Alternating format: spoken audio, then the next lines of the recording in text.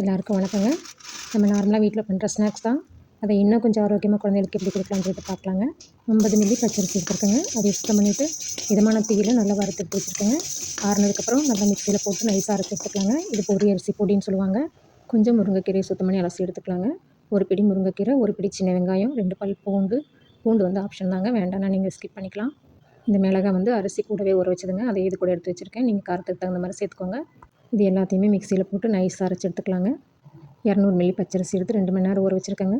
அதே மாவு அரைக்கும் போது கிரைண்டரில் இந்த பேஸ்ட்டையும் சேர்த்து அரைச்சி எடுத்துக்கலாங்க. தேவையான அளவுக்கு வந்து உப்பு சேர்த்துக்கலாங்க.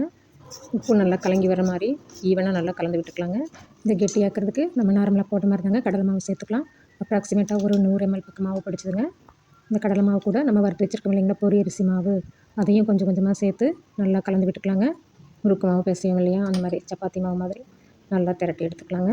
கையில் தொட்டு பார்க்கும்போது ஒட்டக்கூடாது, அதுதாங்க சரியான பக்குவம். ஒரு 5 நிமிஷத்துக்கு ஊற வச்சிடலாங்க. இந்த பொரி அரிசி ஈரப்பதத்தை எல்லாம் இழுத்துக்கும். கொஞ்சம் பொட்டு அம்மமும் எள்ளும் இதில் சேர்த்து கலந்துக்கலாங்க. இப்போ மாவுக்குள்ளே கொஞ்சம் தட்டையாக்கிட்டு எண்ணெயும் கொஞ்சம் சூடாக சேர்த்துக்கலாங்க. எண்ணெய் சூடாக சேர்க்கலினாலுமே நல்லா தாங்க வரும்.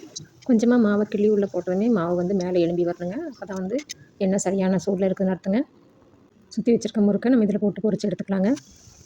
நீங்கள் சுற்றி சுற்றி போட்டாலும் சரி, நான் அப்படியே டைரெக்டாக பிழிஞ்சு விட்டுட்டேங்க. அதனால் நமக்கு உதிரி உதிரியாக கிடச்சிருக்குங்க. பாருங்கள் எவ்வளோ கிறிஸ்பியாக இருக்குதுன்னு. சுவையும் மனமும் சும்மா வேறு லெவலில் இருக்குங்க. வெங்காயமே சாப்பிட மாட்டேன், முருங்கைக்கீரையே சாப்பிட மாட்டேன், நடப்பிடிக்கிற குழந்தைகளுக்கெல்லாம் இது ட்ரை பண்ணி பார்க்கலாங்க.